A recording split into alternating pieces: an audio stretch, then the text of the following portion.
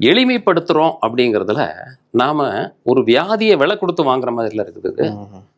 என்னைக்கு எந்த தரத்துல அவங்க தயாரிச்சாங்க அந்த இஞ்சி பூண்டை, எவ்வளவு நாள் பதப்படுத்தியிருந்தாங்க, ப்ரிசர்வேட்டிவ். இப்போ நம்ம உடம்புக்கு ஒத்துக்கொள்ளக்கூடிய ஒரு பொருள் உள்ள போச்சு அப்படின்னாச்சுன்னா அதை வந்து இருகரம் கூட்டி வரவேற்கும் நம்ம உடம்புல உள்ள திசுக்கள் எல்லாமே. ப்ரிசர்வேட்டிவ் அப்படிங்கிறது வந்து நம்ம உடம்புக்கு ஒத்துக்கொள்ளாத ஒரு பொருள். ஒரு பொருள் தப்பான, அதாவது அறிமுகமாகாத ஒரு டாக்ஸின் உள்ள போகுது அப்படின்னாச்சுன்னா அதை வெளிப்படுத்த தான் வந்து உடம்பு முயற்சி பண்ணும். அப்போ இந்த இஞ்சி பூண்டு பேஸ்ட் எவ்வளவு நாளைக்கு முன்னாடி அவங்க தயாரிச்சிருப்பாங்க, அதுக்குன்னு ஒரு எக்ஸ்பிரி டேட் இருக்கு.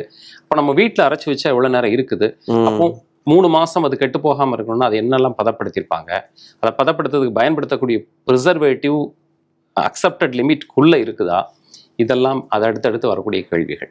ஆனா இது மறுபடியும் இது தயாரிக்கிறதுக்கு கஷ்டம் இல்லைங்கிறதுனால வீட்டில் செஞ்சுதான் இதை பயன்படுத்தணும்.